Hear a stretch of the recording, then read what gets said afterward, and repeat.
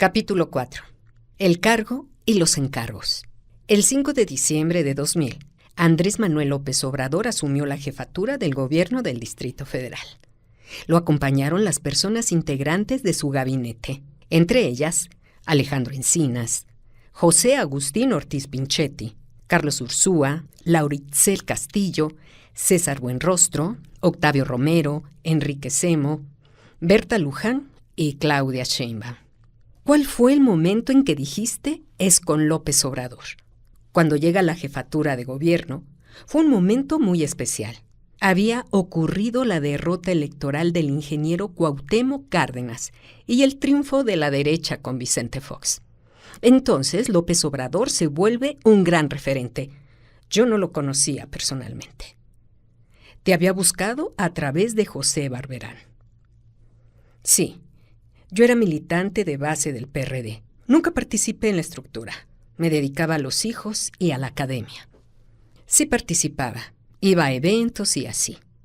Y escribía en la jornada sobre temas energéticos. Cuando me invita lo empiezo a conocer. Es un hombre extraordinario en muchos sentidos. Cuando puso la pensión de adultos mayores en la ciudad, por ejemplo, había gente incluso nuestra, cercana, que decía: ¿qué es eso? ¿En qué se va a gastar el dinero? Y después vas construyendo. Vas caminando con su pensamiento. Con la idea de la austeridad republicana. Por ejemplo, un pensamiento juarista que él pone en práctica. Y también está su capacidad de trabajo y su forma de organización. El trabajo por gabinetes, por temas, por obras. A mí me tocaron tareas como secretaria de Medio Ambiente. Después me tocó lo del segundo piso. Me pidió que le ayudara en la construcción. Para mí, aparte de cumplir, siempre fue: a ver, no puedo quedar mal. No podemos fallar, porque este es un proyecto de transformación. Es López Obrador vinculado con esa tarea, obviamente, pero es un proyecto de transformación. Sheinbaum llegó con una hoja de vida que daba cuenta de una trayectoria esforzada y brillante. Además de su formación académica, había adquirido experiencia como asesora en la Gerencia de Estudios Económicos de la Comisión Federal de Electricidad y en la Comisión Nacional para el Ahorro de Energía, además de consultora del Banco Mundial y del Programa de las Naciones Unidas para el Desarrollo. Las credenciales de Sheinbaum para el cargo también incluían sus grados académicos. Licenciada en Física por la Facultad de Ciencias de la UNAM, maestra y doctora en Ingeniería en Energía por la Facultad de Ingeniería de la misma institución. Había realizado además una estancia académica de 4 años, Lawrence Berkeley National Laboratory de la Universidad de California. Con ese perfil, desde la Secretaría de Medio Ambiente, abordó la atención a problemáticas relativas al suelo de conservación, agronomía y cultivos en las demarcaciones con áreas rurales, monitoreo de partículas contaminantes en el aire capitalino, proyectos de agua para tratar de resolver la añeja paradoja inundación, falta de dotación de agua suficiente. Impulsó normas ambientales a las que debían ceñirse empresarios e industriales capitalinos y emprendió proyectos de investigación y conservación botánica y zoológica de la ciudad. Sin embargo, es sabido que con López Obrador pesan más los encargos que los cargos, y el suyo fue la construcción del segundo piso del periférico. Sheinbaum se dio a la tarea bajo la perspectiva de controlar y mitigar la contaminación ambiental, de coordinar obras de infraestructura de transporte urbano como las ciclovías, la primera línea del Metrobús y una central de cómputo para controlar los beneficentros. Durante ese periodo ejecutó programas que implicaron robustas cifras de presupuesto público y que estaban entre las prioridades del jefe de gobierno. Por esa razón, en algunos medios se le nombró la supersecretaria, de Indios Verdes a San Ángel. Sheinbaum recuerda que en una reunión de gabinete López Obrador comunicó la decisión de construir el segundo piso. Yo levanté la mano y dije: bueno, ya está tomada la decisión, pues hay que hacerlo científicamente. Había que hacer un modelo, no solo en términos estructurales, y finalmente, ahí los ingenieros David Serur y José María Riobó, pues tenían el conocimiento. Sino a mí, lo que me apuraba era el trazo. ¿Dónde iban a estar las bajadas? ¿Dónde las subidas? Si eso iba a impactar en el tráfico, el tema ambiental. Sheinbaum supone que a partir de esa intervención fue que López Obrador decidió involucrarla en el proyecto. Me llamó un día y me dijo: vamos a hacer un área especial para el segundo piso y quisiera que la coordinaras. Yo dije: bueno, pero quiero seguir siendo secretaria de Medio Ambiente. La respuesta fue: pues puedes con las dos tareas. Él es un hombre muy trabajador y razonablemente pide que todos los que trabajamos con él seamos muy trabajadores. Bajo la máxima de orden dada no supervisada no sirve para nada, se estableció una dinámica en la que el jefe de gobierno pasaba por las noches a revisar los avances de la obra. Luego de las explicaciones, López Obrador solía decir: muy bien, pasó a las 5 de la mañana. La inauguración del segundo piso del periférico, el domingo 23 de enero de 2005, fue todo un acontecimiento político. López Obrador logró convocar a figuras de los sectores empresariales, religiosos, políticos y de los medios de comunicación, que hicieron un recorrido por la flamante obra a bordo de 10 autobuses. En esa ocasión, Sheinbaum informó que la construcción del segundo piso amplió en 18 kilómetros de vialidades elevadas la superficie de rodamiento de la capital. En alrededor de 25 meses hemos construido lo que sería, comparativamente, un segundo piso por toda la avenida Insurgentes, desde Indios Verdes hasta San Ángel, o 2 viaductos, con una inversión total de 3,000 millones de pesos. Dijo también que la obra beneficiaría directamente a 1 millón de personas. Incrementaría la velocidad de recorrido de 13 a 15 kilómetros por hora.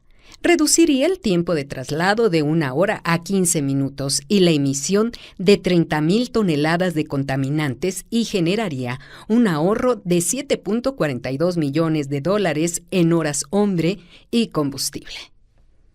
La obra, cuya idea original databa de 1988, fue retomada por López Obrador y Sheinbaum, y no estuvo exenta de críticas, sobre todo de quienes planteaban que significaba seguir privilegiando el transporte privado y no resolver el problema del tránsito vehicular a mediano y largo plazo.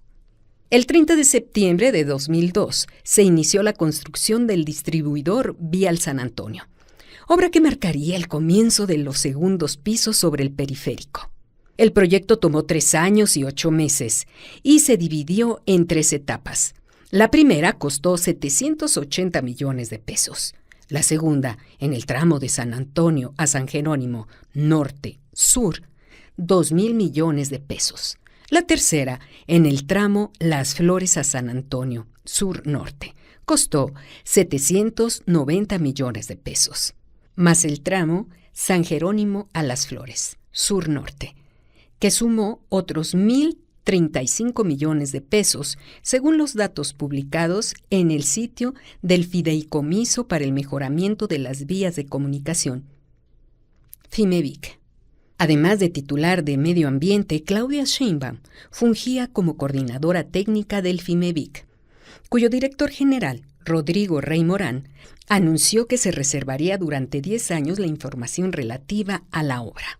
Ante la presión pública, en febrero de 2005, el mismo funcionario publicó un acuerdo para desclasificar la información, que solo estuvo bajo reserva 7 meses. A las críticas de los segundos pisos, Sheinbaum Pardo pareció contestar con la construcción de la línea 1 del Metrobús, como parte de un sistema de corredores de autobuses rápidos que se realizó por primera vez en Curitiba, Brasil. La primera línea fue tendida a lo largo de 30 kilómetros de la avenida Insurgentes, una de las principales vías de la ciudad, para atender la demanda de transporte de 480,000 usuarios diarios. Su primer tramo de Indios Verdes a Doctor Gálvez se construyó entre diciembre de 2004 y junio de 2005. Sheinbaum tuvo que enfrentar resistencia de los concesionarios del transporte público, dado que el Metrobús desplazó a las unidades que hasta entonces circulaban por la importante arteria, además de otras resistencias como las de los ahora comúnmente llamados cochistas. También implicó acciones de mitigación ambiental que incluyeron la siembra de más de 5,000 árboles y casi 80,000 plantas ornamentales. El proyecto de Ecobici sería desarrollado en el sexenio siguiente con Marcelo Ebrard como jefe de gobierno. Aunque puede decirse que fue Sheinbaum quien abrió brecha a ese tipo de movilidad en la ciudad capital, al hacer la primera ciclovía en la antigua vía del tren México-Cuernavaca. En esa línea organizó una rodada para conmemorar el Día Nacional de la Bicicleta en 2006, con un recorrido sobre la avenida Insurgentes, del eje 6 al Parque de la Bombilla, y anunció la apertura del servicio del metro y metrobús al traslado de bicicletas en domingos y días festivos. Durante su gestión impulsó también la Ley de Aguas del DF, que fue promulgada en mayo de 2003, en busca de una orientación distinta con 2 prioridades: control y reparación de fugas y recarga del acuífero. Con esta otra vertiente se abrió camino en temas territoriales. Hizo reconocer como área de valor ambiental a las zonas verdes urbanas, asignándoles programas de manejo, impulsó labores de conservación de zonas ecológicas y trabajó en la remodelación de los bosques de Aragón y Chapultepec, así como en reservas ecológicas comunitarias. Sobre los resultados de esas líneas de trabajo, la entonces secretaria sostuvo: a pesar del crecimiento, las áreas rurales frenaron la dinámica de expansión urbana. Sheinbaum Pardo impulsó obras para ampliar la infraestructura de riego en ejidos de Tláhuac y para resolver problemas de drenaje de la zona por medio de convenios entre Gobierno del DF y la Comisión Nacional del Agua. Contempló 957 hectáreas y se benefició alrededor de 1,000 productores ejidales de Tláhuac y Xochimilco. Sheinbaum impulsó la creación de una central de cómputo para controlar los verificentros del Distrito Federal. Mantuvo la verificación vehicular separada del Estado de México. Y aunque reconoció que aún había trampas en el procedimiento, las emisiones vehiculares disminuyeron de 30 a 40% al concluir su gestión. Una de las voces más críticas de Sheinbaum fue Marta Delgado, quien procedía del mundo de las organizaciones no gubernamentales, ONG, y llegó a diputada por el partido México Posible, que perdió registro. Delgado fue entonces diputada independiente y desde esa posición fue una crítica sistemática de las políticas ambientales del gobierno de López Obrador. Desde sus compromisos de campaña, nunca esbozó una política ambiental. Eso se tradujo en presupuestos bajos y falta de determinación. Llegó a decir: en la comparecencia de Claudia Sheinbaum ante la Asamblea Legislativa en octubre de 2004, la diputada Delgado dijo que el único compromiso que López Obrador había hecho en la materia había sido nombrar a una persona conocedora de los temas ambientales y había cumplido. Fue el preámbulo para la crítica que se pretendía implacable. Como ciudadana y como ambientalista, como diputada local, lamentó que en la gestión ambiental de la Ciudad de México no haya claridad de propósitos, de determinación y compromiso con la causa del medio ambiente. En octubre de 2005, Delgado volvería a la carga, también frente a la Secretaría de Medio Ambiente. La política ambiental está sometida a toda clase de presiones, a toda clase de prioridades distintas, intereses económicos, intereses fácticos y mafiosos. En una de esas vueltas caprichosas que tiene la política, Marta Delgado fue nombrada titular de la Secretaría de Medio Ambiente por Marcelo Ebrard en 2006. Y en otra vuelta de tuerca, en 2018, Ebrard la designó subsecretaria para Asuntos Multilaterales y Derechos Humanos de la Secretaría de Relaciones Exteriores. Acelerada la disputa por la candidatura de Morena, Delgado renunció a la subsecretaría el 2 de mayo de 2023. En una jugada que fue interpretada en las columnas políticas como una manera de meter presión para que los aspirantes a la candidatura se separasen de sus cargos. El propio Marcelo Ebrard dijo que Delgado le informó: yo quiero irme a la promoción abierta y 100% de tus aspiraciones y ya no estar en la secretaría. La renuncia que AMLO no aceptó. La tarde del sábado 16 de septiembre de 2006 cayó un aguacerazo en la Ciudad de México. Miles de personas, sin embargo, permanecieron en el Zócalo para escuchar los discursos que formalizaron la resistencia civil pacífica contra el usurpador Felipe Calderón Hinojosa. Ese día, con un mitin se levantó el célebre plantón de Reforma, que duró 47 días en protesta por el fraude electoral. La multitud, constituida en Convención Nacional Democrática, CND, proclamó presidente legítimo a Andrés Manuel López Obrador y se anunció que 2 meses más tarde tomaría posesión.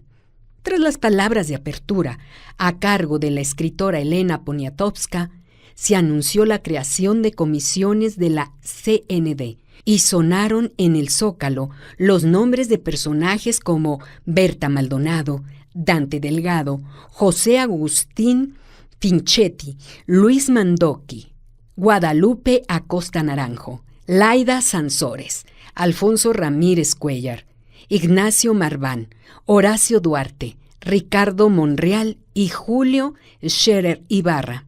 Todos fueron aprobados con brazos alzados y aclamaciones, con una excepción: cuando se escuchó el nombre del exdirigente estudiantil Carlos Imaz, una porción del Zócalo se hizo escuchar: ¡Imaz no! ¡Imaz no! La base obradorista pasaba factura por los videoescándalos, como se conoció a la exhibición en video y en televisión abierta, de dirigentes del PRD recibiendo dinero del empresario Carlos Ahumada. En marzo de 2004, Carlos Imaz, entonces esposo de Claudia Sheinbaum y con 5 meses al frente de la delegación Tlalpan, había sido exhibido por Televisa en un video en el que recibía dinero del empresario Carlos Ahumada. Unos días antes, la misma televisora mostró imágenes similares de René Bejarano, quien había sido secretario particular del jefe de gobierno y se desempeña en el arranque del escándalo como coordinador de la mayoría perredista de la Asamblea Legislativa. En el arranque del escándalo, como coordinador de la mayoría perredista en la Asamblea Legislativa. Con el paso del tiempo, se supo que, como dijo López Obrador desde un principio, se trató de un complot, en el que participaron personajes como Carlos Salinas de Gortari y Diego Fernández de Ceballos, con la intención de afectar a su gobierno. Unos días después del mitin en el Zócalo, Carlos Imaz anunció su separación de la Comisión Nacional de Resistencia Civil Pacífica para evitar, según dijo, que su nombre en la lista fuese utilizado contra el movimiento obradorista. No puedo ser factor de distracción en la energía de nuestro movimiento, y menos motivo de cualquier división, por pequeña que sea. Soy uno más junto con millones de personas que piensan que es un honor luchar con López Obrador. El 2004 había sido un annus horribilis para López Obrador y el PRD, cuando rindió su cuarto informe el 5 de diciembre de ese año en el Teatro Metropolitan. López Obrador hizo el balance.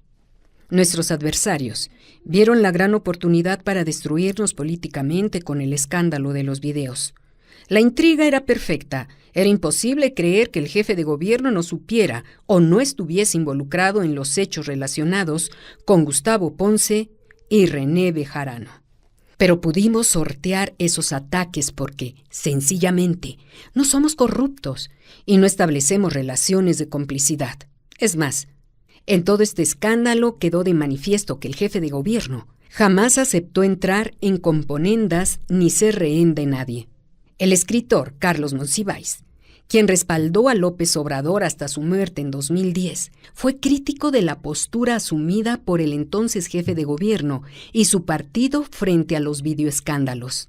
En una entrevista con Jesús Ramírez Cuevas, ahora vocero presidencial, sostuvo: «Es muy parcial y, por tanto, Confusa la argumentación empleada hasta ahora por Andrés Manuel López Obrador y los perredistas que acusan al gobierno de Fox, a Marta Sagún y a Carlos Salinas de Gortari de divulgar los videos y de emplear al máximo al inconcebible Carlos Ahumada como instrumento de perversión.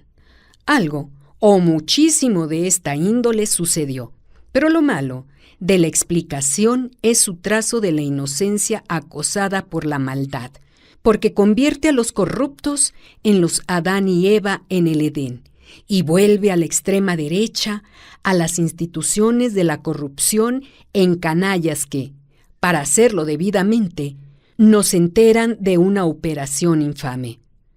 Al insistir en esto sin proceder a la autocrítica, los perredistas se apegan a la teoría de la conjura en énfasis mecánicos, el propio de priistas, panistas, empresarios y clérigos. Por supuesto que se está ante una operación difamadora, pero el principio de esta maniobra es difamar con la verdad, videograbada. Un par de días después de la divulgación del video de Carlos Imaz, Claudia Sheinbaum pidió ver al jefe de gobierno y le presentó su renuncia. López Obrador le dijo que ella no tenía por qué renunciar y la acogió durante un rato. Ella estaba devastada en uno de los espacios de su oficina. El peso de los videoescándalos se fue diluyendo con el correr del tiempo. Y quizás, sobre todo por la operación que, desde la presidencia, inició Vicente Fox, en acuerdo con Carlos Salinas de Gortari, para impedir que López Obrador se presentara como candidato en los comicios de 2006. El desafuero terminó por fortalecer la candidatura de López Obrador y contribuyó al cierre de filas de los perredistas y otras fuerzas. Claudia Sheinbaum solo dejó su cargo en la Secretaría de Medio Ambiente para irse a la campaña de López Obrador, en una posición de primera fila. Tras una reunión en la que Manuel Camacho, Ignacio Marván y otros le presentaron datos que no coincidían, López Obrador la nombró vocera de la campaña. Después del fraude electoral de 2006, Claudia regresó a sus actividades académicas, pero sin abandonar nunca la acción política al lado de López Obrador. En 2008, por ejemplo, tuvo un papel destacado en la organización de los debates sobre la propuesta de reforma energética de Felipe Calderón, así como en las protestas en las que encabezó al grupo de mujeres conocidas como las Adelitas. A Felipe Calderón le pusieron una de perro bailarín. Así resume Luis Linares Zapata a la distancia los debates de 2008. Actualmente, comisionado de la Comisión Reguladora de Energía, Linares Zapata los vivió en primera línea. Fue el encargado, el 15 de julio de 2008, de leer públicamente las 13 líneas rojas de la reforma petrolera, el documento que resumió las objeciones del Comité de Intelectuales en Defensa del Petróleo, en el que figuraban nombres como Rolando Cordera, Arnoldo Córdoba, Bolívar Echeverría, Víctor Flores Olea, Luis Javier Garrido, Margo Glantz, Enrique González Pedrero, Hugo Gutiérrez Vega, David Ibarra Muñoz, Lorenzo Meyer, Carlos Monsiváis, José María Pérez Gay, Sergio Pitol y Elena Poniatowska. Linares Zapata cuenta cuál fue el papel de Claudia Sheinbaum en ese momento decisivo. Fue la encargada de organizar ese debate. A ella le dieron la encomienda de negociar con el Senado.